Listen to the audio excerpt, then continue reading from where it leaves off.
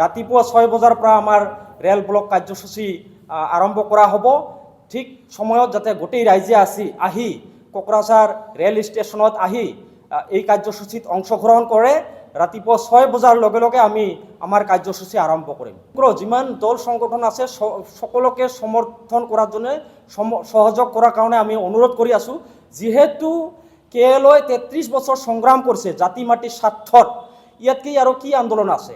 এতিয়া আৰু ভেদাভেদ পাহৰি সকলো ৰাইজ আহি বিভিন্ন যি দল সংগঠন আছে সমগ্ৰ দল সংগঠন ভেদাভেদ পাহৰি যিহেতু নিৰ্বাচনৰ দিন ঘোষণা হ'ব আৰু ইয়াৰ পিছত আন্দোলন কৰি লাভ নাই। 5 বছৰ পেণ্ডিং হৈ থাকিব আমাৰ এই যিখিনি দাবী আছে। সেইকাৰণে এই 15 তাৰিখৰ যিটো ফেব্ৰুৱাৰী যিটো আমাৰ ৰেল ব্লক কাৰ্যসূচী আছে, ইয়াত ভেদাভেদ পাহৰি সকলো দল সংগঠন একলগ হৈ আমি একেলগে যাতে যি বড়ো ৰাইজে যেনেকৈ বিএলটিৰ লগত বিএলটিৰ সপক্ষে থিয় হৈ ভাৰত চৰকাৰক বাধ্য কৰাইছিল চুক্তি কৰাৰ কাৰণে, ঠিক একেধৰণৰ বড়ো ৰাইজৰ বড়ো সংগঠনৰ যি নীতি আদৰ্শ আমি চেলুট জনাইছোঁ।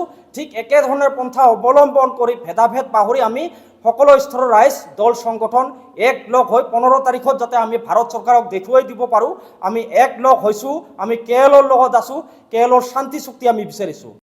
ভোট দিয়াৰ কাৰণে উত্তৰ বংগত আমাৰ কোচ ৰাজবংশী জনতাৰ ওপৰত টিএমচিয়ে যি অত্যাচাৰ কৰিছিল একমাত্ৰ বিজেপিক ভোট দিয়াৰ কাৰণে। আমাৰ কোচ ৰাজবংশী জনগোষ্ঠীৰ মানুহৰ ঘৰ জ্বলাই দি আছিল, বিভিন্ন ধৰণৰ অত্যাচাৰ কৰিছিল টিএমচিয়ে, মমতা চৰকাৰে। তথাপিও কিন্তু আমি বিজেপিক ভোট দিছোঁ। কিন্তু এতিয়া বিজেপিয়ে যি ধৰণৰ নিৰ্বাচনী বৈতৰণি পাৰ হোৱাৰ কাৰণে চেষ্টা চলাই আছে, ইয়াত আমি ক্ষোভিত হৈছোঁ।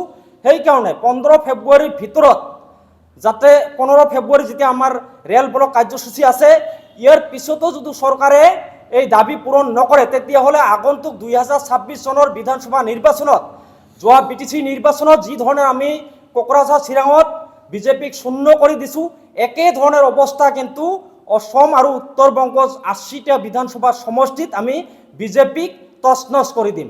ধন্যবাদ।